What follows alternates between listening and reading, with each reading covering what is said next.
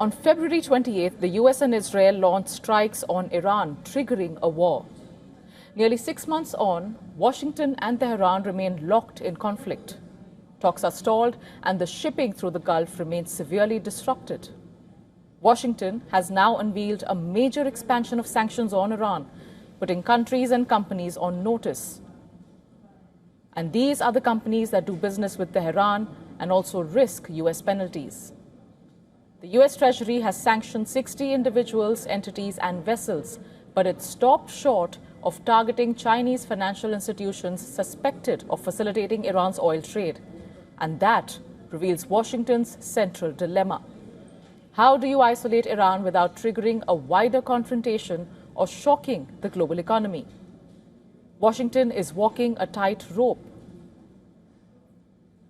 We want to make clear here today that no one is above the reach of U.S. sanctions, that if they facilitate transactions and are part of the ecosystem that turns Iranian oil into money, into repression, they will be targeted. Tehran's response has been defiance, not concessions. Iranian economy minister has said that Tehran is fully prepared for the new measures and has its own economic tools to respond. Naturally, they want to wage economic terrorism against us, and we have our own tools as well. We know how to play this game. This time, they should not think our response will be purely defensive and that we will only defend ourselves. They should also expect us to go on the offensive. Iran's security establishment has delivered an even harder warning. Brigadier General Hossein Mohebi, a spokesperson for the Iranian Revolutionary Guards, warned of heavy strikes against US interests and energy choke points if Iranian infrastructure is targeted. And that warning matters, because Iran's retaliation options go beyond conventional military targets. Tehran still has the missiles and drones to threaten Gulf states and commercial shipping. And then there is the Strait of Hormuz, a critical energy choke point and a crucial pressure point for Iran. But the risks do not end there. They extend across the Red Sea, the Gulf, and international shipping routes.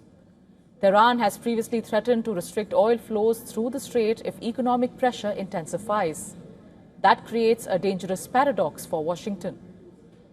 A sanctions campaign designed to crush Iran's economic capacity could, in the short term, trigger a shock to global energy markets. Diplomacy remains stalled. However, it is not dead. Pakistan's Army Chief Asim Munir is in Tehran. Sources say he spoke to Trump ahead of the Tehran visit. And one source in particular said that US has requested to use Pakistan's influence to bring Iran back to negotiations. Another key player here is Oman, who is also engaged with its foreign minister heading to Iran. The Trump administration is betting that economic pressure can force Tehran to change course. But Iran has lived under US and international sanctions for decades. They have weakened the Iranian economy, fueled inflation, and restricted access to international finance. However, they have not forced Iran's leadership to abandon its core security and foreign policy objectives. And that raises the big question. How much more economic pressure can Washington apply before the costs start outweighing the benefits?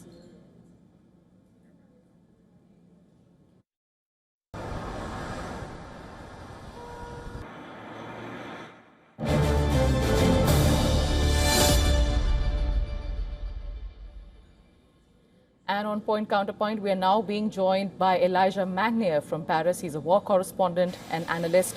Mr. Magnier, thank you so much, sir, for joining us on the broadcast. The long conversation that we've been having for the past few days, and the question comes back again. What US is doing with respect to trying to enforce a whole wave of economic sanctions on Iran and now seeing a backlash and a warning from China. What really made Trump consider this in the first place? And if this really was an alternative, why go start a war in the beginning? Thank you for having me. Well, the reason why the Americans started the war with the Israelis at the very beginning in February 2026 is because they thought this is going to be a promenade, to just go in and out for a few days, and then they destroy the Iranian leadership and that they control the country, and that's it. It didn't happen as they have expected.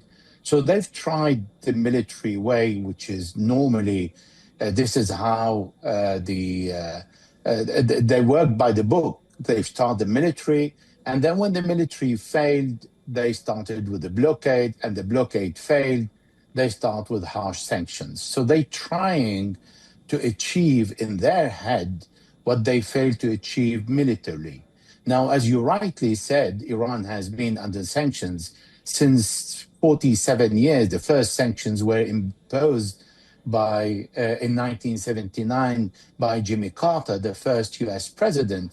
And until today, all these years and decades, Iran found ways. It doesn't mean that Iran is living in luxury. On the contrary, the sanctions are crippling, they're very harsh, and Iran has been suffering from all these sanctions. This is why now it is blocking the Strait of Hormuz and will not open it, will distribute the pain on everybody around it, even beyond, until the sanctions are lifted, which is not something that President Trump is willing to do at the moment, unless he tried these sanctions and see if Iran is coming or not to the negotiation tables.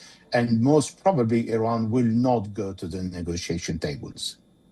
Right. Mr. Magnus, speaking of negotiations, I mean, we did see a report come in where the U.S. president has apparently reached out to Pakistani authorities and other who are, brokering this sort of a negotiation to try and bring Iran back to the table. So what exactly do you think is Donald Trump's end game here? Because on the one hand, he's been leveraging sanctions and the threat of sanctions. And on the other, he wants them to return to the table.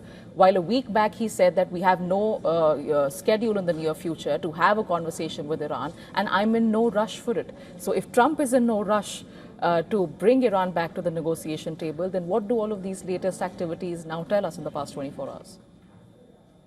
Excellent question. So actually, this is what Donald Trump is saying, but doesn't mean this is the reality. He sent already the Pakistani interior minister who left empty-handed. Then he sent now the head of the army, Munir, and then again, Pakistan will not do much because today Oman's foreign minister is expected in Tehran. Again, Donald Trump wants to solve the problem. He doesn't have any plan after the failure of the military campaign. And the real problem today, which is different from all the other decades, is normally Iran was under sanctions and few countries used to reject these sanctions, like China, like Turkey, Iraq, and other countries around Iran. Nevertheless, today, Iran is using the Strait of Hormuz, whereas everybody around the world is paying the price, mainly the oil-rich countries like Saudi Arabia, Kuwait, Bahrain, Iraq, Bahrain, Kuwait, and Oman, and Qatar have no exit but the Strait of Hormuz.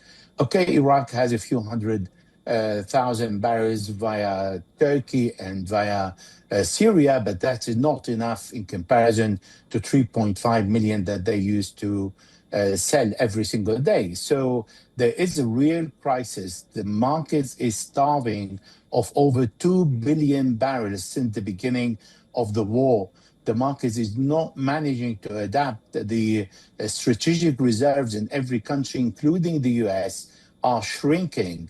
And today, it's a Strait of Hormuz that Iran is using where everybody is feeling the consequences. This is the leverage that Iran never had before, and now it is using them on the table. And for Iran, it has not used it completely because Iran will not stop, because this is the only opportunity to lift all the sanctions, to recover all the frozen assets, and to ask for the compensation of the war, but only when the war ends on all fronts. We're talking about Lebanon, Gaza, Yemen. There are sanctions, Saudi sanctions on Yemen. So it's so complicated that Donald Trump doesn't have a way out because he cannot impose on Benjamin Netanyahu, the Israeli prime minister, to pull out of Lebanon and end the war. He can't impose on the Saudi to lift all the sanctions and look like he has lost his hegemony in West Asia, which indeed he is. So this is why the lack of policy pushed the Americans to go for, again, another hard sanction, because in 2018, the same Donald Trump imposed in his first mandate hard sanction, but they were not equivalent to Barack Obama's really destructive sanctions. So again, all this method today is not working because there are also sanctions by Iran against other countries. But on top of that, Iran is ready to bomb all the US assets and companies, including energy companies in Iraq, in Saudi Arabia, in the Emiratis, in Qatar, in Bahrain, in Kuwait. And that may take us again to the war.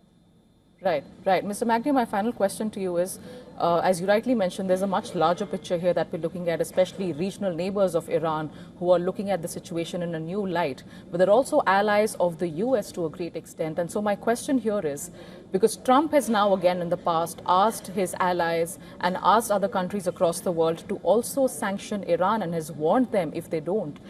Do you think that is an offer that American allies are going to take up? Because we did see that they were hesitant when it came to the US beckoning them as far as control over the Strait of Hormuz was concerned and free navigation was concerned. But now when it comes to sanctions, do you think this is something that American allies and other countries in the world will get involved in? Only the countries that don't have ships crossing the Strait of Hormuz, because Iran said any country that imposes these sanctions will not be allowed to access the Strait of Hormuz. Like, for example, we in Europe depend also on the gas and oil that comes from the Strait of Hormuz. We cannot live without it. And the winter is coming, and we need some reserves to be able for the continent to survive the harsh winter. So any country that is going to imply these sanctions, already allies like Turkey, that's a NATO partner and member, the second largest force, said Turkey will not apply these sanctions. China will not apply these sanctions. Russia will not apply because they are unilateral and they do not come from the United Nations. This is why there are many countries, like these countries, particularly in Europe and NATO, who did not help Donald Trump in his war. They will be very reluctant to apply these sanctions and accept.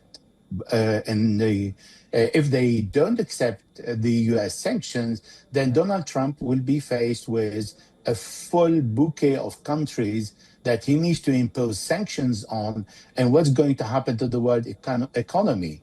Exactly what Iran wants, to see him imposing sanctions on so many other countries that everybody will start screaming and ask him to stop and then find another way to sit around the negotiation table. Right, right. Thank you so much, Mr. Elijah Magnier, for joining us on the broadcast and for this enlightening discussion. Clearly, a lot of stakes involved for all sides, but how this pans out, it turns out to be like a war of time now that Iran is playing on its power and seems to have the upper hand on. But where this goes is going to be very interesting to watch. As you rightly mentioned, that this clearly is a new phase in terms of Iranian tactics that they have not used before. Thank you once again, Mr. Magnier, for joining us all the way from Paris. My pleasure. Thank you for having me.